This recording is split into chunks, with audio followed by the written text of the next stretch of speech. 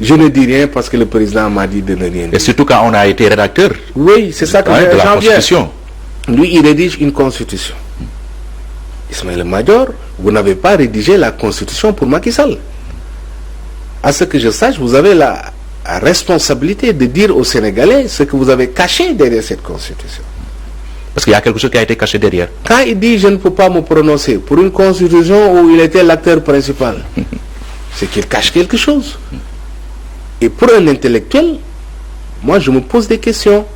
Et ça me fait peur. J'ai peur pour moi, mais j'ai aussi peur pour Macky Sall. Vous savez pourquoi? J'ai peur pour Macky. Les mêmes causes peuvent produire les mêmes effets. Souvenez-vous au temps de Wade. Où sont tous ces gens qui disaient il a droit à un troisième mandat? Il a raison, il faut qu'il y ait. Ils sont où? Avec lui. Mais ils sont avec Macky Sall. Oui. Il faut tirer les leçons de l'expérience. Le pouvoir n'est pas éternel. Il n'y a que le pouvoir divin qui est éternel.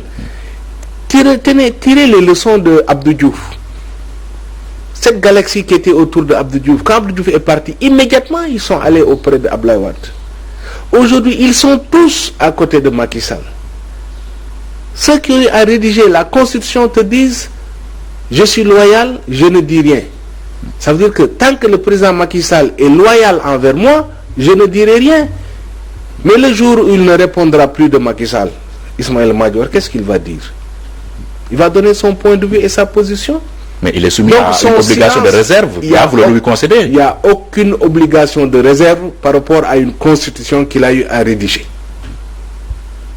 Il n'y a nulle part où il est dit que le professeur Ismaïla Madior Fall ne doit pas donner sa position par rapport à une constitution. Par contre, tous ceux qui disent que Macky Sall a droit à un troisième mandat, ils sont renforcés dans leur posture. Mais moi, je les respecte mieux que celui qui a peur de donner sa position. Est-ce qu'on ne lui fait pas un mauvais procès, le professeur Ismaïla Madior Fall? Il l'a dit, il a eu à faire des déclarations précédentes pour dire que le président ne pouvait pas se présenter. Il avait dit nul 3 fois. Même s'il est revenu en disant en principe, oui, moi par exemple, sa déclaration a évolué. J'ai commencé par vous dire que c'est un homme brillant, un homme que je respecte. Quand j'étais ministre chargé des relations avec les institutions au temps de Wade, je faisais appel à ses compétences extraordinaires. Et c'est lui qui formait les assistants parlementaires. Il est brillant. Et c'est fort d'ailleurs de son savoir-faire que je me suis fait une philosophie par rapport à ce troisième mandat. C'est lui qui m'a appris que dans ce qu'il a écrit, nul ne peut faire plus de 2 mandats successifs. Donc, si aujourd'hui il revient me dire qu'il ne peut rien dire, j'ai dit, président Macky Sall, faites attention. C'est suspect. Enfin, je demande au président Macky Sall de faire attention.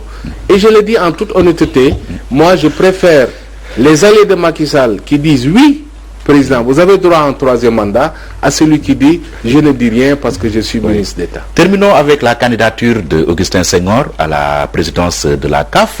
J'interpelle votre casquette d'ancien ministre des Sports.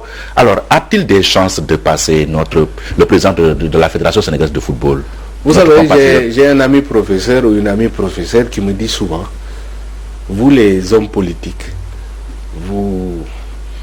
vous analysez, vous mettez toutes les chances de votre côté, mais vous oubliez le destin et la main de Dieu.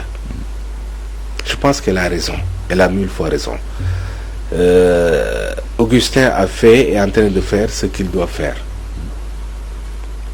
J'ai parlé plusieurs fois de la qualité de sa candidature.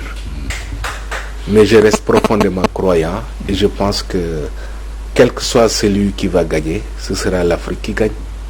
Oui, au-delà de l'aspect métaphysique que vous convoquez ici, soyons rationnels. A-t-il des chances de passer ou pas? Mais oui, s'il n'avait pas de chance, il ne serait pas là.